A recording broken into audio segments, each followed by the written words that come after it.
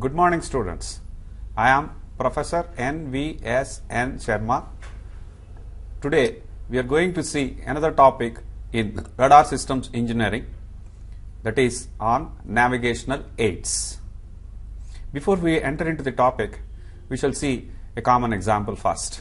When we go on the roads, we will see several signboards indicating to the driver that there is a turn ahead or a bump or a school or a hospital, and accordingly the driver will be adjusting his speed to suit these conditions. Similarly, whenever there is going to be a junction, the driver will get the indication beforehand that if he takes a right turn, where is he going to, and if he takes a left turn, what will be the destinating place, all these things. So accordingly the driver will adjust the speed and take the turn depending on the destination. Similarly, when we go on the train, we will see several signals like red, amber, green and so on for the driver to indicate what is the future course for him, and accordingly he will adjust the speed.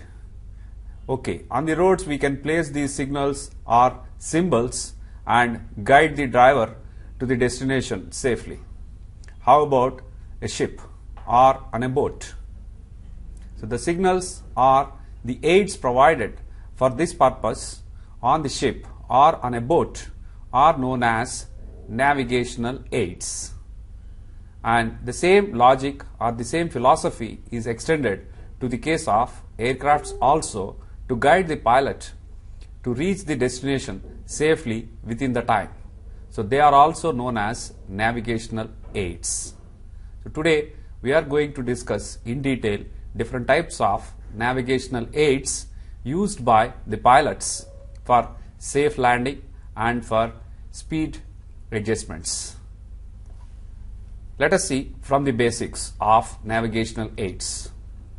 So today's class will be covering what is navigation, what are the conventional methods, what are the electronic methods for these things like ADF, automatic direction finder, VOR, VHF, omni range, DME, distance measuring equipment, ILS, instrument landing systems, and so many more are there, but we will restrict ourselves to these 4 varieties, and then finally we are going to see what will be the future systems for the same purpose.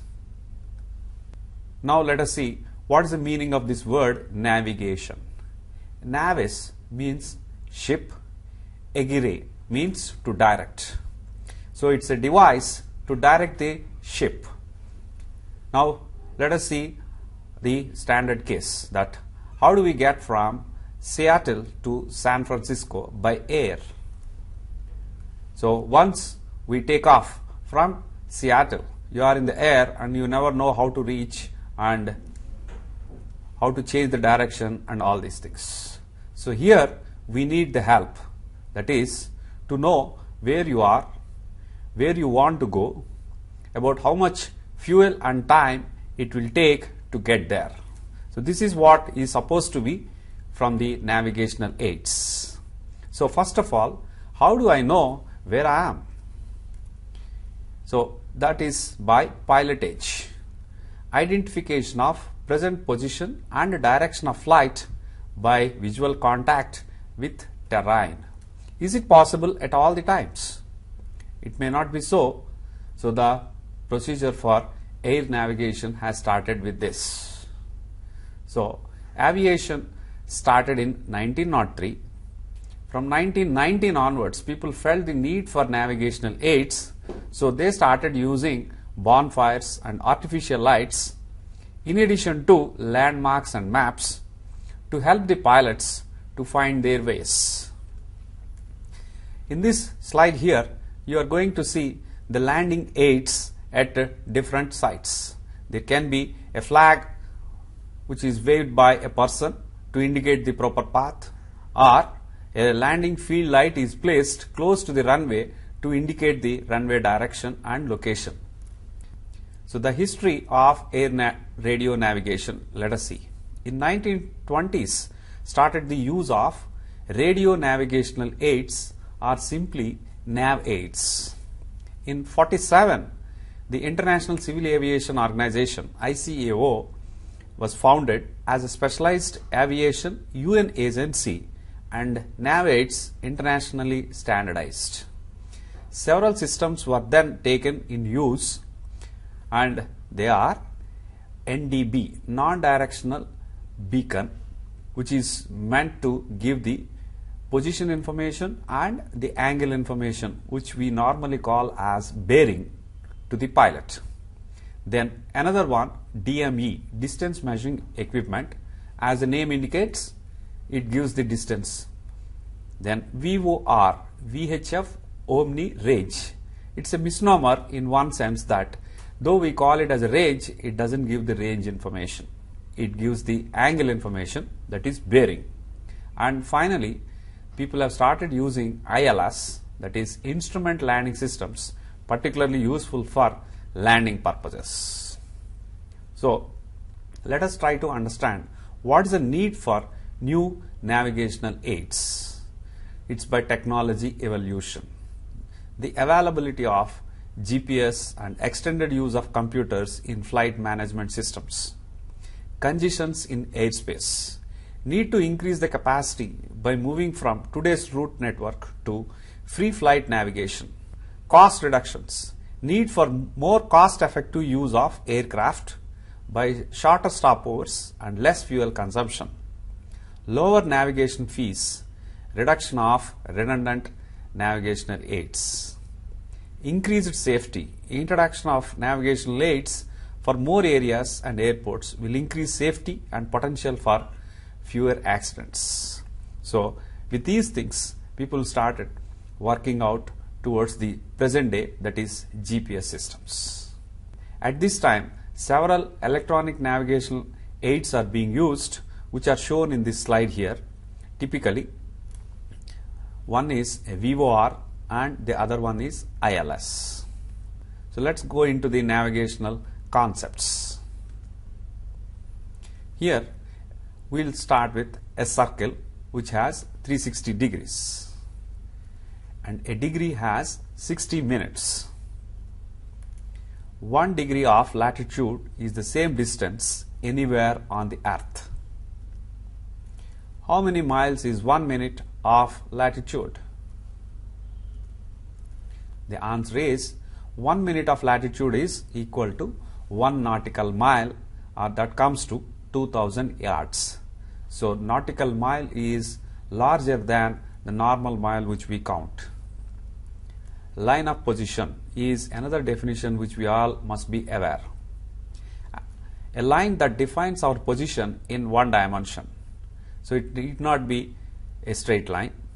Arc, circle, hyperbola or intersection of spheres can also be put into this. So if you want it to be a straight line for this purpose, we need a second line to define a fix in 2 dimensions. So need a third one to be sure about these points. So what are the terms we use in this context? Navigational elements. If you want a point to be identified, we call that here as a fix. And bearing, that is the angle information, we get it from LOP. Range is also obtained from the LOP. Then if you have 2 angle informations, it will fix 1 point. 2 range informations if you have, it will also fix 1 point. If you have bearing and range of a location, it will also fix 1 point. But in the context of aviation, how they are mentioned is shown on the slide here. Then how do we go to our destination without much of a wastage of fuel, time, etc. So first we plot a course. What's a course? It's a path of intended motion. Then steer a heading is another word we use for this. What do I mean? What is that heading is? The direction the aircraft is pointed is known as the heading. Make a good track. What is that the track is? The aircraft's path over the ground. So all these three terms are indicated by figures here. So a course is a straight line path, heading is the direction of the aircraft, and track is the path in which the aircraft is moving over the ground. So you can see how these things will be happening in the slide here. The nomenclature for certain things are to be known at this time.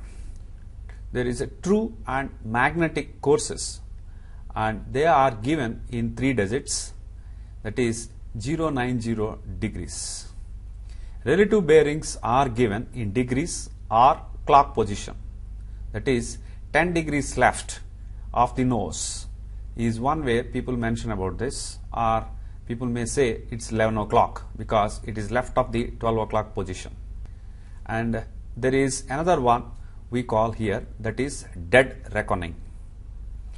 Application of laws of physics will be used for this purpose as shown in the diagram here, and it is deduced reckoning actually, but in short people call it as dead reckoning. And there is a difference between heading and track. The heading represents the direction aeroplane is pointed. The track is the direction in which the aeroplane is moving, as shown in the diagram here. There is a difference between true north and magnetic north of the earth. The true north plus magnetic variation gives you the magnetic north. So here it is represented as a statement: east is least and west is best. That is, it is normally oriented towards slightly towards the west. So before we go to the conventional methods, let us see what are the devices we are going to use for this. A magnetic compass is the preliminary one. So here the magnetic compass indicates the north of magnetic pole of the earth, which is not exactly 90 degrees of north, but it is 82.7 degrees of north and 114.4 degrees of east.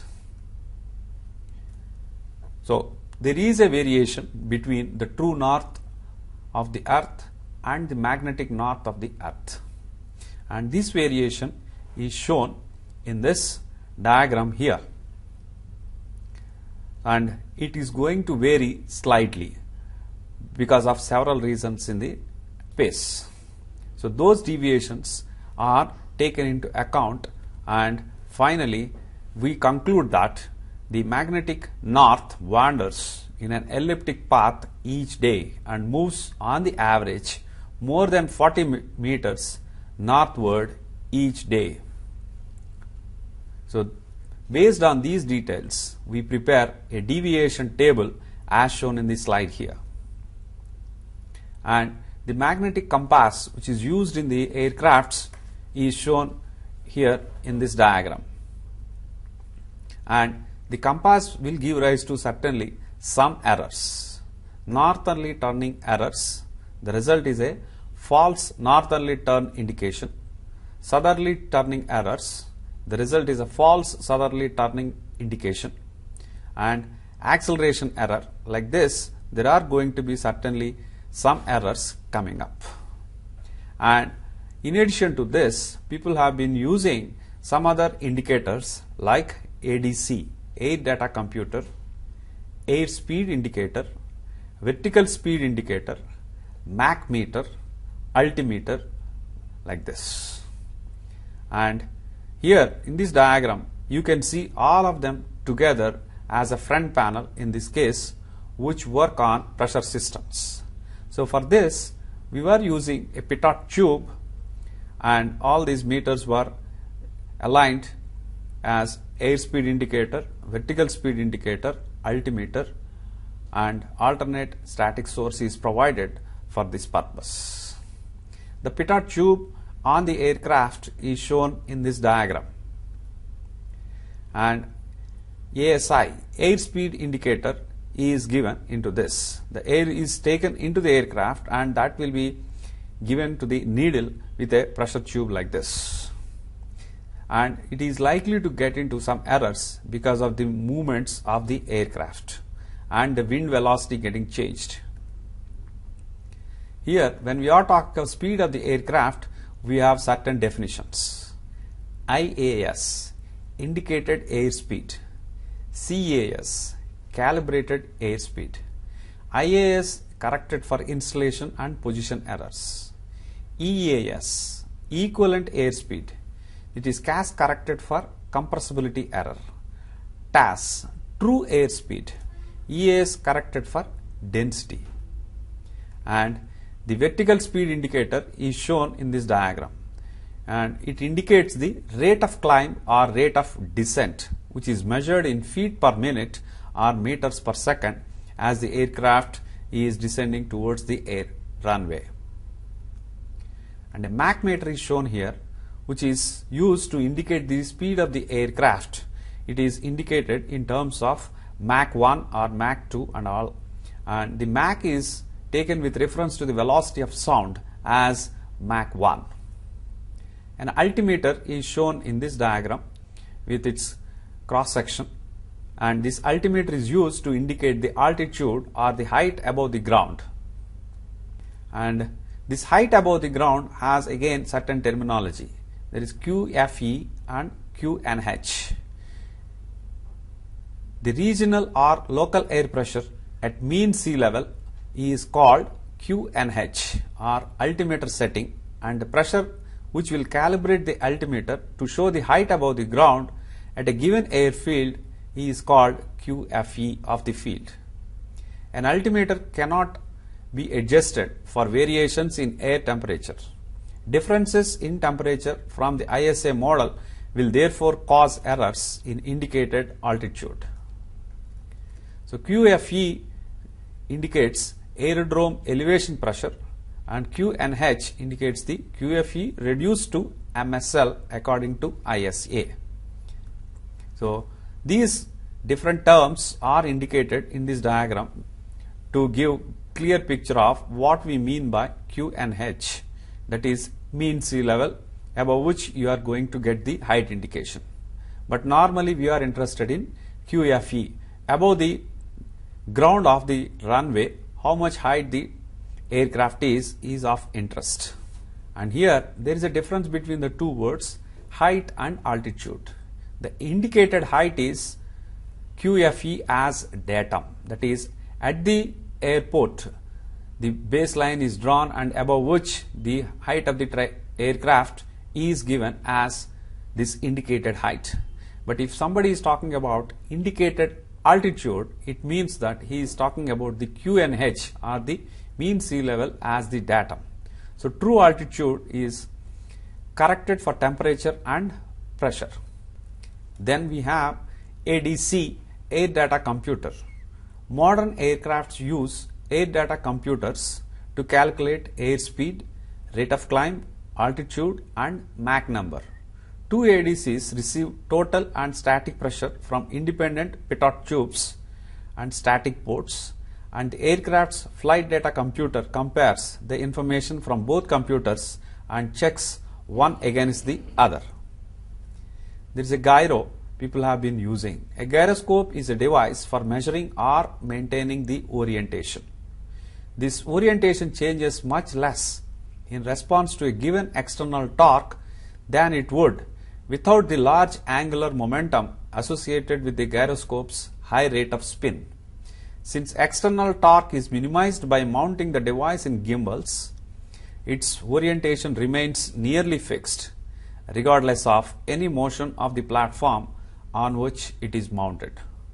The stability increases if the rotor has great mass and speed. Thus, the gyros in aircraft instruments are constructed of heavy materials and designed to spin rapidly, even at the speed of 70,000 revolutions per minute. Attitude indicator. The purpose of the attitude indicator is to present the pilot with a continuous picture of the aircraft's attitude in relation to the surface of the earth. The figure to the right here shows the face of a typical attitude indicator. Heading indicator. Heading indicator shown in this figure, formerly known as directional gyro, uses the principle of gyroscopic rigidity to provide a stable heading reference. The pilot should remember that real precision caused by maneuvers and internal instrument errors, as well as apparent precision caused by aircraft movement and earth rotation, may cause the heading indicator to drift. Gyro drift. Because the earth rotates and because of small accumulated errors caused by friction and imperfect balancing of the gyro, the heading indicator will drift over time and must be reset from the compass periodically. The HI cannot sense north like a compass. The HI must be realigned with the compass about every 10 minutes. Height indicator is that HI is. The compass can be very difficult to read because it wobbles around. The HI is more stable and easier to read, but it must constantly be realigned. There is a flux gate. Some more expensive heading indicators are slaved to a sensor called flux gate. The flux gate continuously senses the Earth's magnetic field, and a servo mechanism constantly corrects the heading indicator. These slaved gyros reduce pilot workload by eliminating the need for manual realignment every 10 to 15 minutes. These are all the older methods, basically pneumatic systems. Now we have relative navigation systems based on electronic methods. So you can see here in this picture an airway structure between Ottawa and Toronto. There are so many intermediate points from which the pilot gets the indications between Toronto and Ottawa, and thereby he can see that the path is always the shortest and he will be able to reach within a short time by consuming very less fuel. What are the benefits of these relative navigation systems? These systems allow an aircraft to determine its position relative to a ground-based station, which we normally call here as facility, and most provide a bearing to or from the facility, that is the angle information. They are almost always used as intermediate points en route. Thus, the aircraft is usually flying directly toward or away from the facility. What are the examples of these things? These are non-directional beacon and automatic direction finder. Non-directional beacon will be placed on the ground, and automatic direction finders will be placed on the aircraft or on the port also. VOR is VHF Omni Range. It is a system which operates at very high frequencies. TACON, Tactical Air Navigation, and DME, Distance Measuring Equipment. Here we can have two types of approaches towards the runway. One is non-precision approach, wherein the pilot uses the data from NDB and VOR for safe landing. And there is a precision approach also, that is using ILS, particularly the glide slope, and reach the runway very safe manner. Under poor visibility conditions, there is another type of approach we have known as ground controlled approach. The ground terminal people will send continuously the signals through a communication channel to the pilot to adjust his flight depending on the location of the runway and see that it is fully controlled from the ground station and there is a safe landing by that. So here we will see what is MDH and MDA. A minimum descent height or minimum descent altitude is the equivalent of descent altitude DA for non-precision approaches, and there are definitely some significant differences between these two. It is the level below which a pilot making such an approach must not allow his or her aircraft to descend unless the required visual reference to continue the approach has been established. That means the pilot can come down to a particular height above the ground. That is what we have, minimum descent height, below which he will not be permitted to come down. And unlike a DA, a missed approach need not be initiated once the aircraft has descended to MDH. The decision can be deferred to the missed approach point. That means if he is not able to come to that minimum descent height below the time, or if he has come down already ahead of the time, still he need not alert other people. There will be another chance for him to come to the actual height that is permissible. That is given by missed approach point MAP. So a pilot flying a non-precision approach may descend to the minimum descent altitude or maintain it until reaching the map, then initiate a missed approach if the required visual reference was not obtained. Now let us see the first of the navigational aids, that is NDB, non-directional beacon. It is basically an omnidirectional antenna radiating the signals. It is placed or installed at different positions along the air routes, on the ground, and also at the airports. The purpose of this is just to give an indication where it is located. So the oldest navigation system is this non-directional beacon. The frequency of operation is between 200 to 500 kilohertz. The power it may be radiating is in the range of 20 watts to several kilowatts. The modulation it will be using is 1020 hertz tone plus Morse code identifier. That is about its location, where it is placed. The information is sent through a Morse code kept on a 1020 hertz signal, and the propagation of this signal is in the ground wave because it falls within the 500 kilohertz region. The NDB is a ground based radio transmitter that emits a signal in every direction. What are the benefits? It's economical, easy to maintain, not line of sight communication it employs. So even under poor visibility it can send the signals, but the errors are due to interference from T-storms and bounces around coastlines. And there are three types basically. HH, that is high power transmitter, hence high range it can send the signals. So it is HH is more than 2000 watts of radiation which can send the signals up to 75 nautical miles. The H is 50 to 2000 watts radiation and the coverage will be up to 50 nautical miles.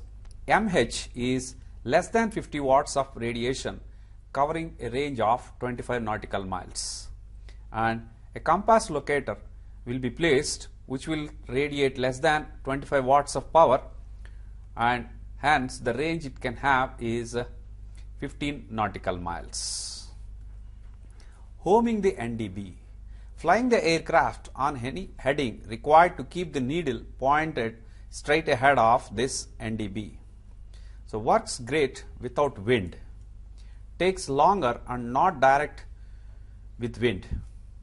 So if you are having an NDB and if the path is straight away without wind, then it's going to be a rounded path when there is wind, as shown in the diagram. Tracking the NDB. Tracking.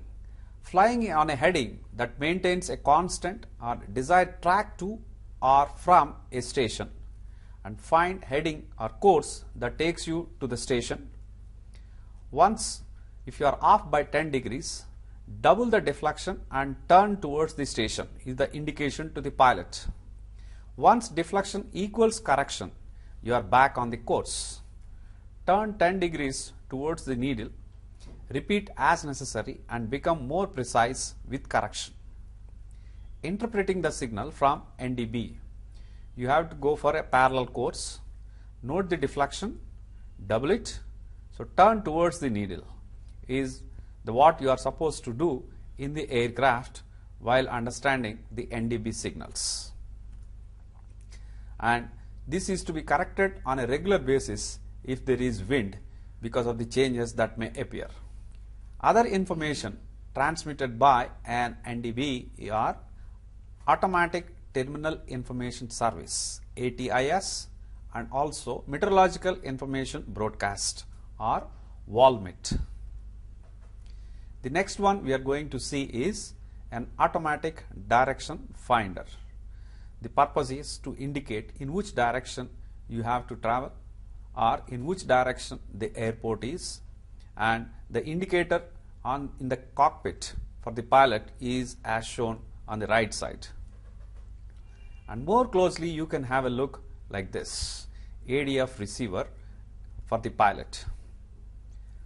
The Automatic Direction Finder is to provide the pilot with a relative bearing from the aircraft to the NDB or to the airport. This is done using the directional property of a loop antenna. So the loop antenna is mounted so that it can rotate about the vertical axis and its orientation is controlled by a servo motor. The antenna is rotated until the receiver detects the null, after which the null is tracked.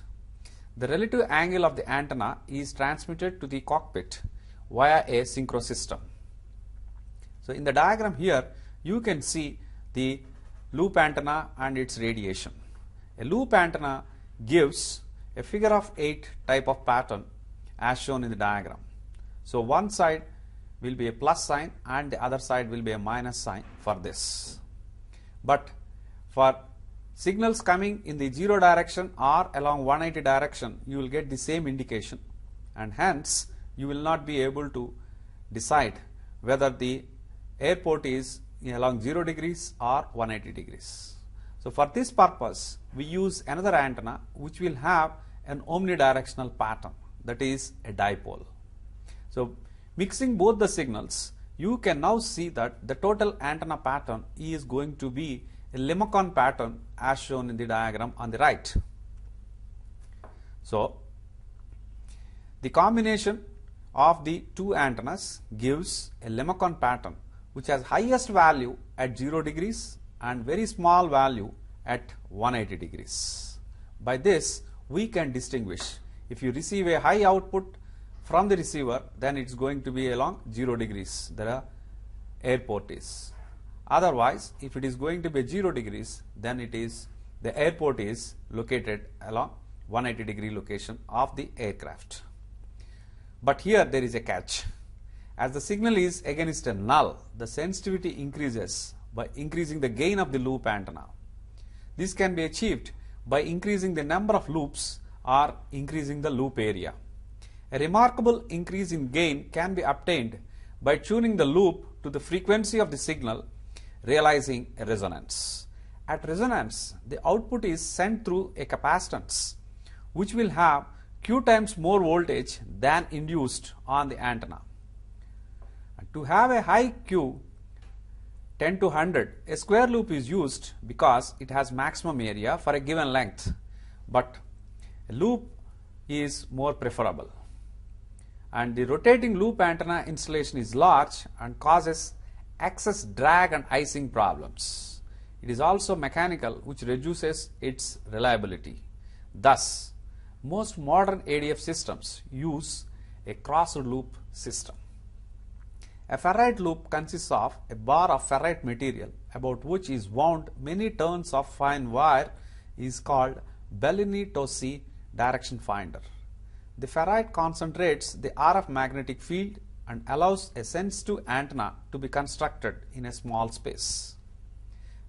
Here in the picture you can see crossed loop ADF system, wherein the one set of loops will give k cos theta output, the other set will give k sin theta, where the k is the scale factor, and by combining these two we can get the exact information of this theta angle. So the block diagram of this crossed loop ADF is shown in this figure. The voltage induced in the coil proportional to the incident magnetic field will be as V cos theta or V sin theta. This is detected by phase detector, and the output is used to rotate the coil in a direction to reduce the phase difference by a reversible motor. The output of this two systems will be giving rise to an AM signal, and for the phase difference between 0 and pi, the output is positive, otherwise negative. This output and the reference signal are fed to a synchronous motor to control the motion. The ADF determines the bearing from the aircraft to the station. So needle always points to the station, indicates the relative bearing, and it is measured clockwise from the nose of the aircraft to the station. Chord only indicates angle, has nothing to do with the direction aircraft is pointed. So the bearing indicator before the pilot is shown in this figure,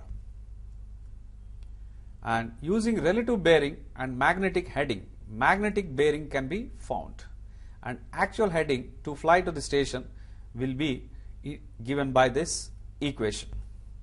So from the NDB, whatever is the indication we are getting, and by knowing the magnetic north, the direction in which the aircraft has to go further will be known to the pilot precisely with these informations.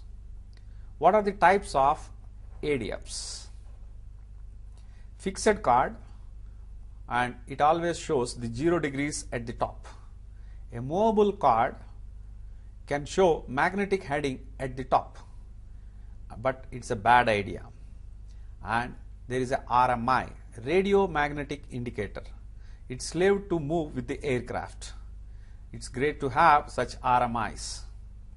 So the types of ADFs are shown in this. The first one is the fixed chord type, the second one is movable chord type, and the third one is this RMI, which is the latest type in this. What about the characteristics of this ADF? The accuracy is 4.5 degrees. The availability is very high. 99.9% of the time it can be used or it can be operated. The integrity of this signal is the receiver monitors RF level, and flag on indicator shows if level drops too low. The advantages of ADF are it's very cheap, reliable, and it's available almost all the time. But there are definitely some disadvantages.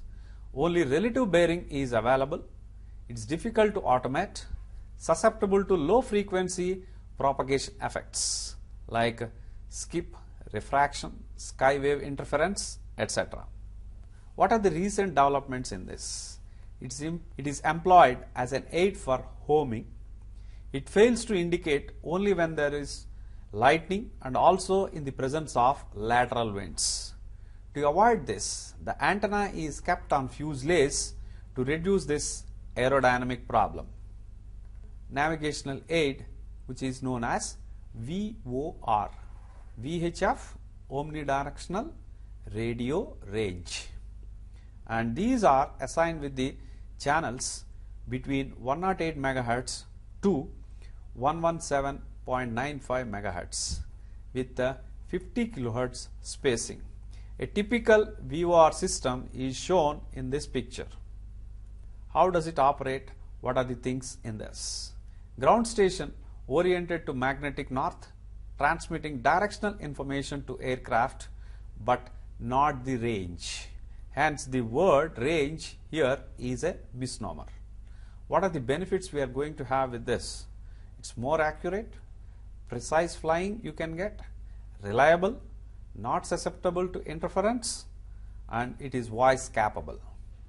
The errors are it's costly to maintain, and the line of sight errors are likely to appear. So a VOR sends omnidirectional reference signal and directional signal from antenna rotating at 1800 RPM.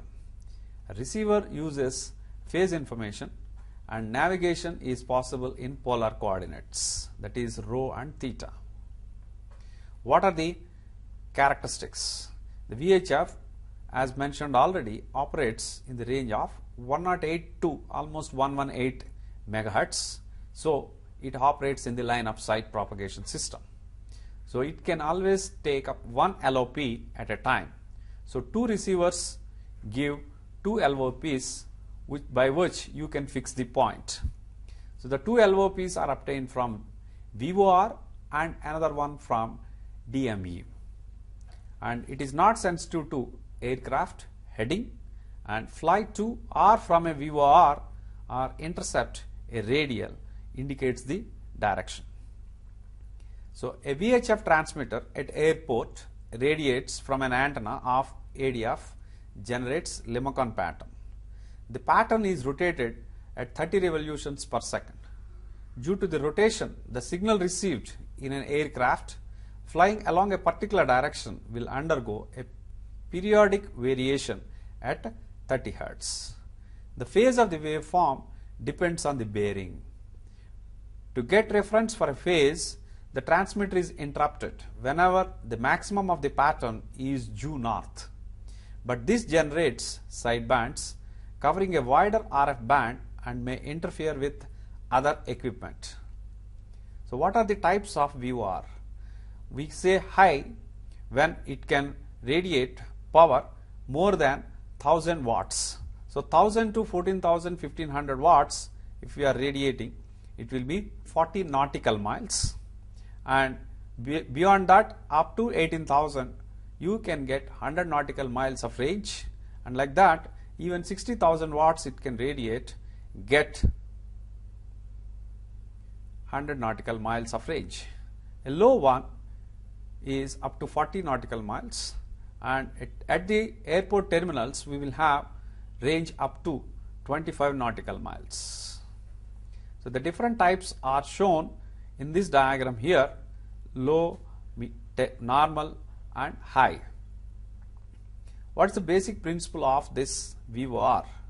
And the VOR receiver gives one LOP called a radial. So there are two parts in this. The ground based equipment is basically a rotating antenna which transmits a directional signal, and it rotates at 30 revolutions per second. The stationary antenna transmits reference pulse each time the rotating antenna passes through the magnetic north for phase reference. The aircraft set will measure the phase difference between the reference signal and the rotating signal, resulting in accurate track information, that is the radial information. What are the things in the receiver? The receiver will have VOR and ILS case, and the indicator will be course deviation indicator, radio magnetic indicator and horizontal situation indicator, and the antenna is usually on a vertical stabilizer. What is the operation? The desired frequency is tuned. Different airports will have different frequencies of allotment. As per that, the pilot will first set the desired frequency as per his chart.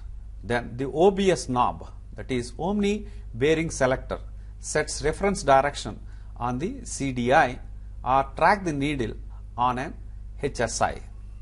The station is identified. The CDI needle or track bar shows deviation from the selected course. So each VOR instrument incorporates a to or a from indicator. This is a to or from window on a CDI and an arrow on a HSI. The to or from indicator simply displays direction to the station. Signal warning flags are incorporated, so frequency monitoring is unnecessary. In an improved system, the reference phase is provided by amplitude modulation of omnidirectional transmission of 30 Hz reference signal. This modulation will have 30% depth, but 30 Hz reference phase is not distinguishable from 30 Hz modulation due to pattern rotation. So the output to the omnidirectional antenna is modulated by a signal of 9960 Hz that can be easily filtered out.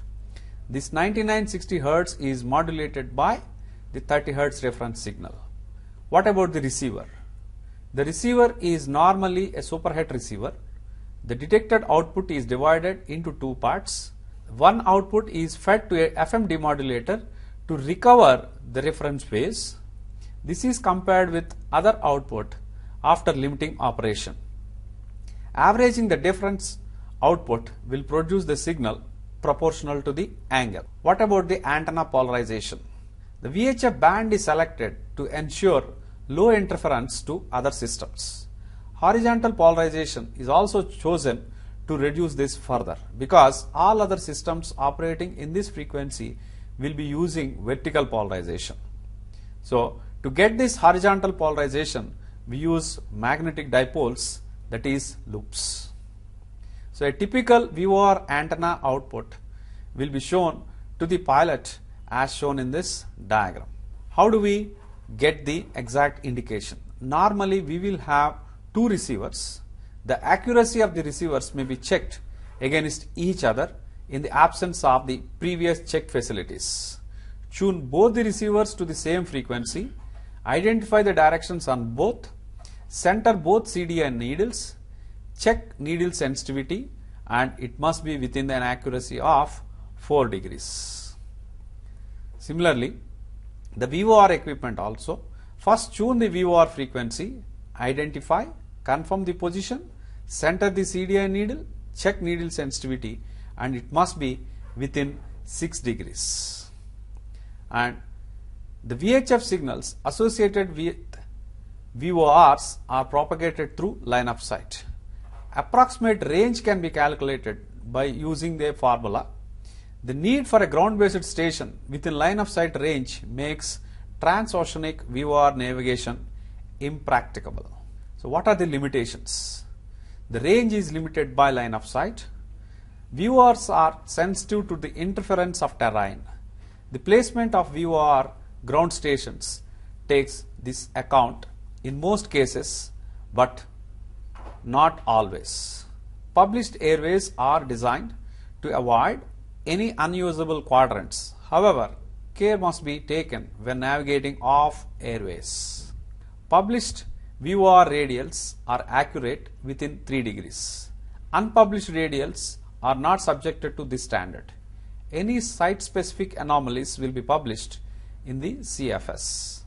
The accuracy of VOR equipment is relative to distance from the ground station. A 1 dot CDI needle deflection at 1 nautical mile indicates a course deviation of 200 feet. A 1 dot CDI needle deflection at 30 nautical miles indicates a course deviation of 1 mile. If you attempt to fix your position using two VOR radials at an appreciable distance from the station and account for the allowable 4-degree receiver error, the accuracy is greatly undermined. Adding accurate distance information reduces this inaccuracy. That's the need for a DME, distance measuring equipment. So, what are the parts of this VOR system? So, we have in the receiver a course deviation indicator, and there is a special button for this to indicate whether we are going towards the station or away from the station. And on the left hand side you can see OBS, which indicates Omni Bearing Selector. So, from this you can see that when it is aligned properly in the course, then you can see that the indicator is perfectly vertical. Otherwise, there will be deviations from this towards the left or right, and accordingly the pilot will be moving the aircraft to make it central. So, the desired course is shown in this diagram as a red line, and the aircraft will be aligned with this. And the receiver for the VOR system is shown in this diagram here, which will have the set buttons already, and the frequency of operation is displayed. So, flying the VOR, initially tune, identify and twist, turn OBS to center needle and figure out the position. Note heading on top of the card. If flying from station, then to turn to that heading. If flying to station, put reciprocal heading on top and center, then turn to that heading. Give wind correction. So more correction is needed to get back on track if there is wind. So generally, when within 20 nautical miles, 20 to 30 degrees in direction of needle works.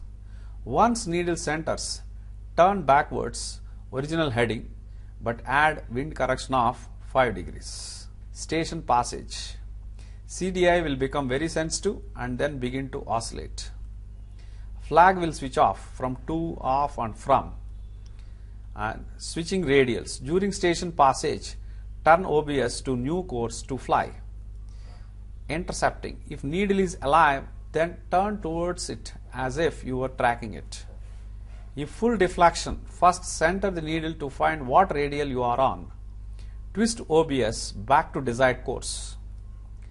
Parallel that course, turn 30 to 60 in direction of the needle depending on the distance from the station.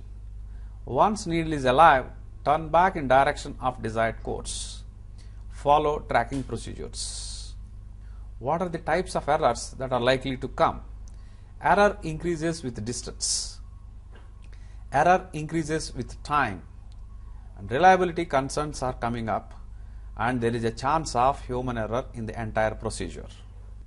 Now, let us start the discussion on DME, distance measuring equipment. Before we go into the details of this, let us first understand what do we mean by a secondary radar. So far, in our radar system, we are assuming that the transmitter and the receiver are at the same place. The transmitter sends a signal and the target will be scattering that signal. The return signal from this target will be received and processed to get the range or angle information. So here the signal is traveling twice the distance, and hence we need high amount of power at the transmitter for proper operation of the receiver.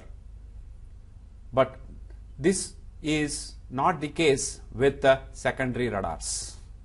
There we will have a primary transmitter which will transmit a low power signal. At the target there will be another receiver which will receive this signal. With a certain amount of delay, it will transmit another signal. That will be received at the primary receiver point and processed to get the distance or angle information, etc. So a radar which will have two transmitters and two receivers will be known as a secondary radar. Distance measuring equipment is also a case of secondary radar. So here from the aircraft we will send a signal towards the ground station. The ground station antenna will receive these things, process it, and with a certain amount of delay it will transmit another signal. That will be received at the aircraft, and the total delay will be used to get the distance indication. So as in the figure shown here, you can see the distance is from the ground station and slant range is indicated, that is 20 nautical miles to 5 nautical miles variation you can get, though the aircraft is flying at the same altitude. From this slant range you can also estimate the exact height above the ground by using standard trigonometry. So a typical equipment placed at the ground is shown on the right side of this slide. DME provides information on the distance from the aircraft to the ground station. It is used to establish position along an airway and also to establish hold points. The DME operates in the range of 1025 MHz to 1150 MHz. In the aircraft, the ground system will be operating basically at 1025 to 1087 MHz, that is 63 MHz below the center frequency and 63 MHz above the center frequency, that is 1088 to 1150 MHz. So this gives 126 channels, and there will be two codings X and Y to double the capacity. The general principle is airborne transceiver transmits a pair of pulses spaced at 12 microseconds for mode X and 30 microseconds for mode Y. Ground transmitter receives these pulses, waits 50 microseconds and then transmits another pair of pulses back to the aircraft. Airborne transceiver measures the time between the transmission and reception, subtracts the 50 microseconds delay at the ground station, multiplies by the speed of light and divides by 2 to get the range information. This is very simple but gets more complicated when we want to service more than one aircraft. We need a method of distinguishing among the signals from up to 100 aircrafts. This is done essentially by generating a random set of pulses and correlating with the replies to determine the correct ones. The block diagram of an airborne transponder is shown in this figure here, wherein we have a crystal controlled synthesizer which can generate 126 spot frequencies around 45 megahertz. This is multiplied. The output power of the final amplifier is in the range of 50 watts to 1 kilowatt. There are two modes we can operate. One is a search mode and the other one is a track mode. The receiver of the interrogator can operate in both the modes. In the search mode, the demodulator pulse pairs due to the beacon reply signal are passed through a 20 microsecond gate delayed after a transmitter pulse by a variable amount increasing from 0 to 2400 microseconds. The transmitter waveform triggers the variable delay waveform, which in turn at the trailing edge triggers the 20 microsecond gating pulse. The variable delay causes the gating pulse to move on the time axis at a rate controlled by the rate of increase of the duration of the variable delay waveform.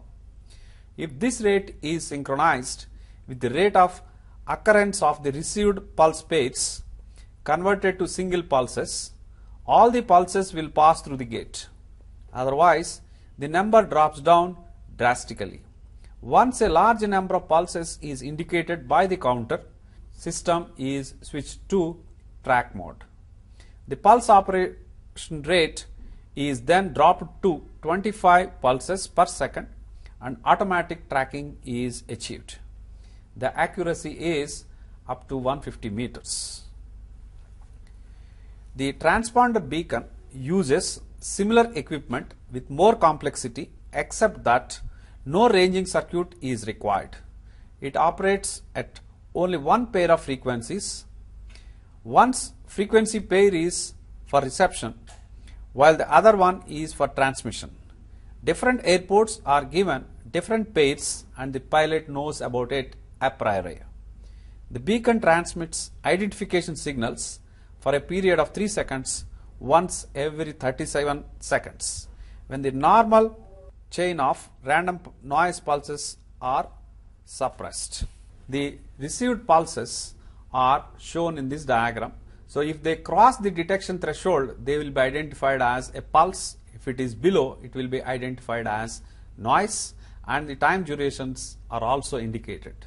So this is given to the block diagram of a system as shown in the diagram below, and the input to output is done through a threshold detector like this. So what are the DME outputs? The output will be distance, and if you have a differentiator for this, it can be speed, and the distance by velocity gives you the time to the station also. The last two are valid only if the aircraft is going directly towards or away from the ground station. Normally, the DME measures slant range to the station. What we mean by slant range is direct distance from the aircraft to the DME station location. From this, you can also estimate the altitude and the range on the ground. So, the ground station simply receives a pulse pair, inserts the 50 microseconds delay and retransmits it. This is the basic operation of a DME ground station. To reduce the effects of reflections, it will not reply to another interrogation for about 60 microseconds, or what we call it as dead time. So to improve the operation, we normally go with a squitter. What is this squitter? The ground station transmits 2700 pulse pairs per second regardless of the number of aircrafts interrogating. The extra pulse pairs are called squitter. If there are not enough interrogations to make up 2700 pulse pairs, to improve the performance of ground station, we normally go with a facility called squitter.